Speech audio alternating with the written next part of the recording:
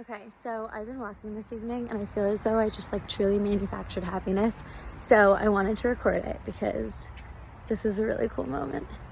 As someone who has been reading a lot about happiness, it's just been in the forefront of my brain in terms of like defining these words. For me, it really is the pursuit of peace. It's not joy, it's just peace. And something interesting happened.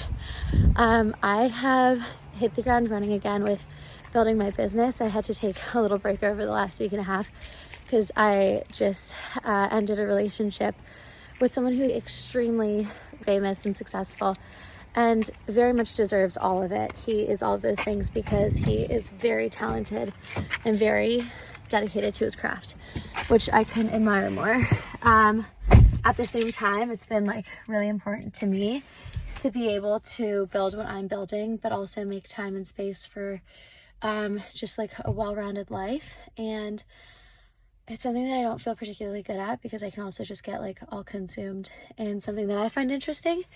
And so this is all to say that I was feeling very overwhelmed this afternoon because there's 110 things to do for my business. And also there's 110 things that I need to do for my own personal well-being.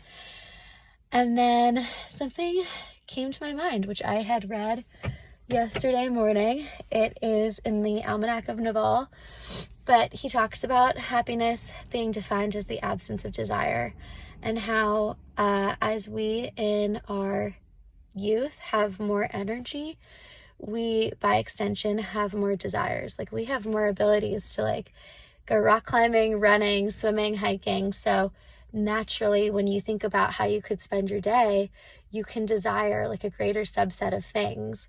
Versus when you are in your elderly age, the things that you desire are time and health, which you just can't get more of. And so your desires are like literally two in your older age, you two.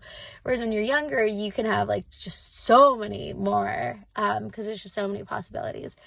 And it just made me think while I was hiking just now that I am literally making myself feel miserable because I have so many desires, and I have the ability to have so many desires because it's a function of the amount of things that I am able to do, which is a blessing and not a curse.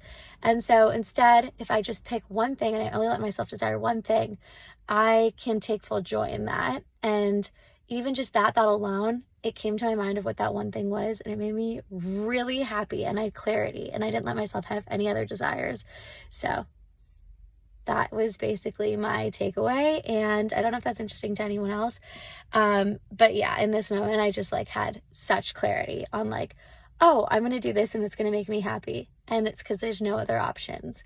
So I think you mix in some of the like paradox of choice psychology in there to arrive at this conclusion, but I just did it and it worked. So I hope that's helpful for anyone else.